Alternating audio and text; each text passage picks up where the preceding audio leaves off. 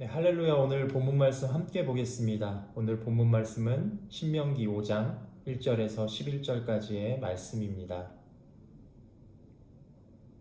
저와 여러분이 함께 교독하시겠습니다. 모세가 온 이스라엘을 불러 말했습니다. 이스라엘아, 내가 오늘 너희에게 말하는 규례와 법도를 들으라. 그것을 배우고 반드시 따르도록 하라. 우리 하나님 여호와께서 호렙산에서 우리와 언약을 맺으셨다. 여호와께서 이 언약을 맺으신 것은 우리 조상들이 아니고 우리다. 오늘 이 자리에 살아있는 우리 모두와 맺으신 것이다. 여호와께서 산에서 너희와 얼굴을 맞대고 불 속에서 말씀하셨다. 그때 내가 여호와의 말씀을 너희에게 선포하려고 여호와와 너희 사이에 서 있었다. 너희가 그 불을 두려워해 그 산에 올라가지 않았기 때문이다. 그때 그분께서 말씀하셨다. 나는 너희를 이집트에서 그 종으로 있었던 땅에서 이끌어낸 너희 하나님 여호와다. 너희는 나 외에는 다른 신들을 잊게 하지 말라. 너희는 저 위 하늘이나 저 아래 땅이나 땅 및 물 속에 있는 어떤 형상으로도 우상을 만들지 말라. 너희는 그것들에게 절하지도 말고 경배하지도 말라. 나 너희 하나님은 질투하는 하나님이니 나를 미워하는 사람의 죄를 갚되 아버지의 죄를 3, 4대 자손에게까지 갚고 나를 사랑하고 내 명령을 지키는 사람들은 천대까지 사랑을 베풀 것이다. 너희는 너희 하나님 여호와의 이름을 함부로 쓰지 말라. 나 여호와는 내 이름을 함부로 쓰는 사람을 죄가 없다고 하지 않을 것이다. 아멘.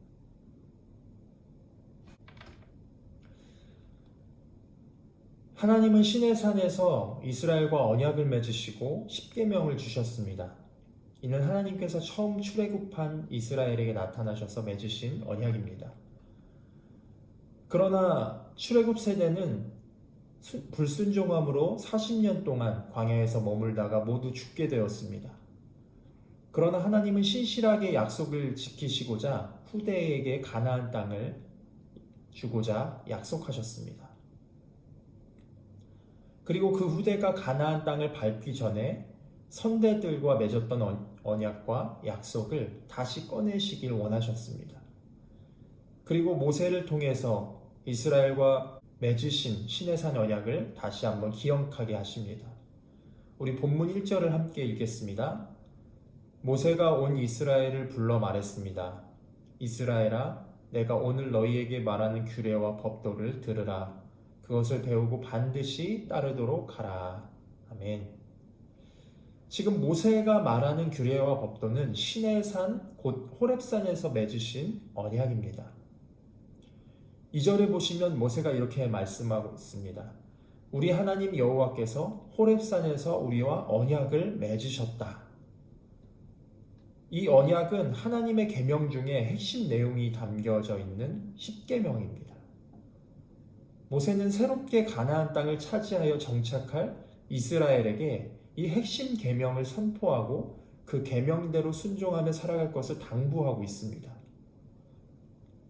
모세는 하나님의 계명에 불순종한 선대들은 결국 가나안 땅에 들어가지 못했지만 이제 후대로부터는 하나님이 주신 땅에서 하나님께서 주시는 은혜로 살아가길 바랬던 것입니다. 여기서 모세는 이스라엘에게 들으라 라고 명령합니다.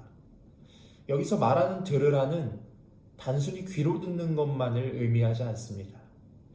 모세는 단순히 들으라고만 하지 않고 그것을 배우고 반드시 따르도록 하라고 말하고 있습니다.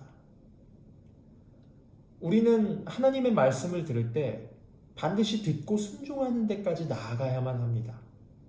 이 말은 청종하다라는 말로도 쓸 수 있는데 이 단어는 들을 청에 따를 종, 이 두 글자가 합쳐진 단어입니다. 하나님께서 이스라엘에게 말씀하실 때 히브리어 원어로 보면 쉐마 이스라엘이라고 말씀하십니다. 이는 모세오경의 가장 핵심되는 내용이며 하나님의 백성이 되려면 하나님의 말씀을 듣고 따라야만 한다는 사실을 나타내주고 있습니다. 우리가 늘 하나님의 말씀을 듣지만 그냥 그 말씀이 이해가 되고 고개를 끄덕이며 동의가 될 정도로 끝난다면 죄송하지만 그것은 하나님의 말씀을 들은 것은 아닙니다. 하나님의 말씀을 듣고 행하는 것만이 바로 하나님께 순종한 것입니다. 말씀을 듣지만 나의 삶과 행동에 아무런 영향을 주지 못한다면 순종하는 데까지는 이르지 못한 것입니다. 모세는 오늘 본문 3절에 여호와께서 언약을 누구와 맺으셨는가?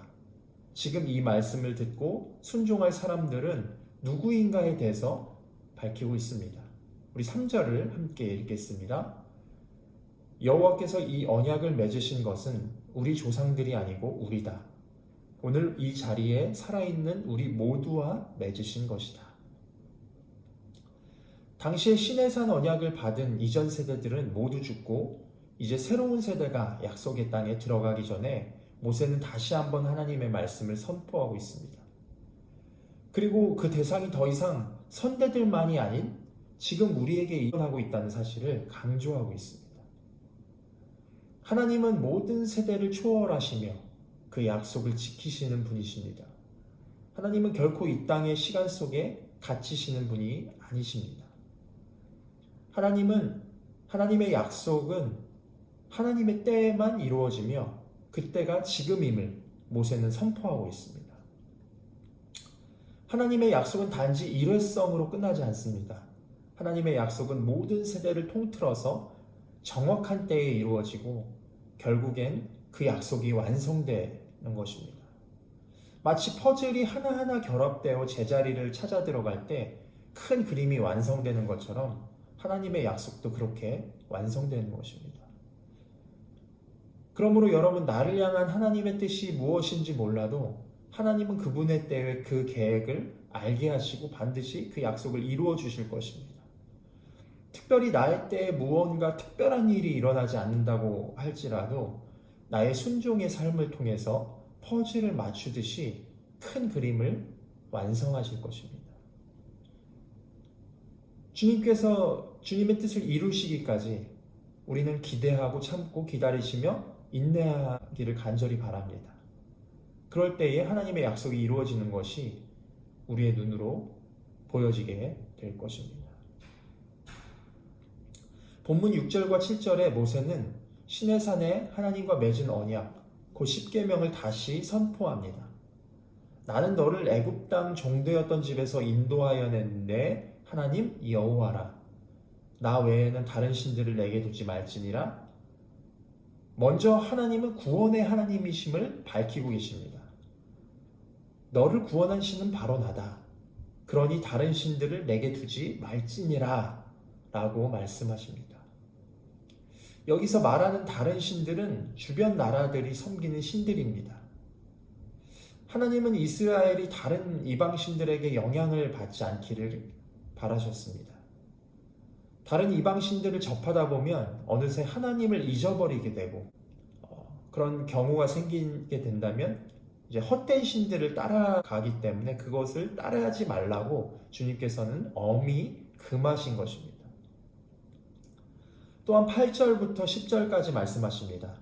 너희는 저 위 하늘이나 저 아래 땅이나 땅 및 물속에 있는 어떤 형상으로도 우상을 만들지 말라. 너희는 그것들에게 절하지도 말고 경배하지도 말라. 나 너희 하나님은 질투하는 하나님이니 나를 미워하는 사람의 죄를 갚되 아버지의 죄를 3, 4대까지 갚고 나를 사랑하고 내 명령을 지키는 사람들은 1000대까지 사랑을 베풀 것이다. 어떤 형태로든 우상을 만들지 말라고 하십니다. 그 형상을 만든다는 것은 보이지 않는 하나님을 거부하고 보이는 형상을 의지하겠다는 인간의 두려움이요 교만함에서 비롯되기 때문입니다. 결국 하나님은 하나님이 아닌 다른 것을 보지도 말고 생각하지도 못하게 하신 것입니다. 왜냐하면 사람은 보이는 것을 따라가게 되어 있습니다. 하나님은 하나님의 백성이 그 사랑을 저버리고 은혜를 잊은 채 다른 우상에게 마음을 뺏겨 살아가는 것을 원치 않으셨습니다. 하나님의 진노는 맹렬하기 때문에 결국 그 죄악을 용납하실 수 없는 것입니다. 하나님은 거룩하신데 죄악으로 오염된 인간이 하나님께 결코 나아갈 수 없기 때문입니다. 그렇기 때문에 하나님께서는 이러한 조금의 우상 숭배도 죄도 허락하지 아니하셨던 것입니다. 그러나 하나님은 하나님을 사랑하는 자에게는 천대까지 은혜를 베푸신다고 약속하셨습니다. 우리는 하나님을 마음에 두고 하나님을 사랑할 때 진정한 자유와 평강을 누릴 수 있게 됩니다. 이게 바로 하나님과의 온전한 약속입니다. 하나님과의 약속은 순종하면 복을 받고 불순종하면 저주를 받는 것입니다. 우리는 이 하나님과의 약속을 붙잡고 하나님을 경외하는 마음으로 순종해야 하는 것입니다. 그럴 때에 하나님의 이름이 높임을 받으시고 하나님의 뜻을 이루실 것입니다. 또한 하나님은 11절에 너희는 너희 하나님 여호와의 이름을 함부로 쓰지 말라고 명령하고 계십니다. 이는 하나님의 이름을 존귀하고 거룩하게 여겨야 하는 것을 의미하고 있습니다. 여러분, 이름에는 가치가 들어 있습니다. 그런데 그 이름을 헛되이 여기고 가볍게 여긴다면 그 이름에 대한 경외심이 없다는 의미와 같습니다. 하나님께서는 창조주이십니다. 그분의 이름을 부르는 것조차 우리는 무겁게 여겨야만 하고 경외심 가운데 우리는 그 이름을 불러야 한다는 것입니다. 유대인들도 아직 하나님의 이름을 부르기를 두려워하므로 하나님을 아도나이라고 부르고 있습니다. 주님이라고 부르는 것이죠. 하나님의 이름을 차마 입에 담아내기도 두려운 것입니다. 이러한 경외심이 우리 가운데 있어야 할 줄로 믿습니다. 하나님은 결국 이스라엘을 구원하시고 가나안 땅으로 인도하셨습니다.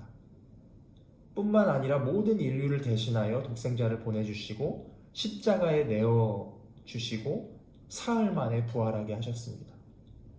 지금도 하나님은 신실한 하나님의 약속으로 우리를 다스리시고 말씀으로 우리를 통치하고 계십니다.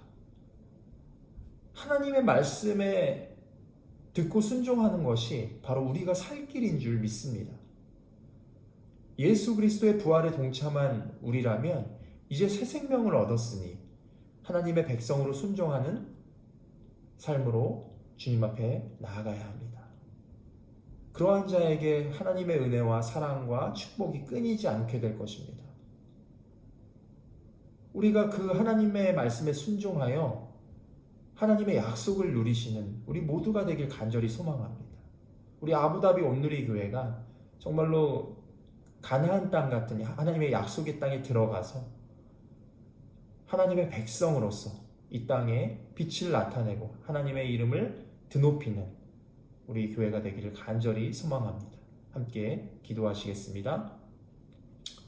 하나님 아버지 감사합니다. 우리에게 하나님의 백성 삼아주시고 구원하여 주신 은혜에 감사합니다.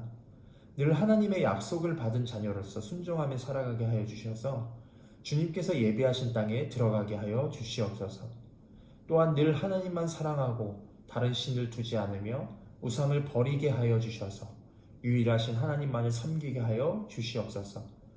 나뿐만 아니라 우리 주변의 나라들과 모든 민족들에게 복음이 증거되게 하여 주셔서 하나님의 이름이 온 땅에 높임을 받아 주시옵소서. 예수님의 이름으로 기도하옵나이다. 아멘.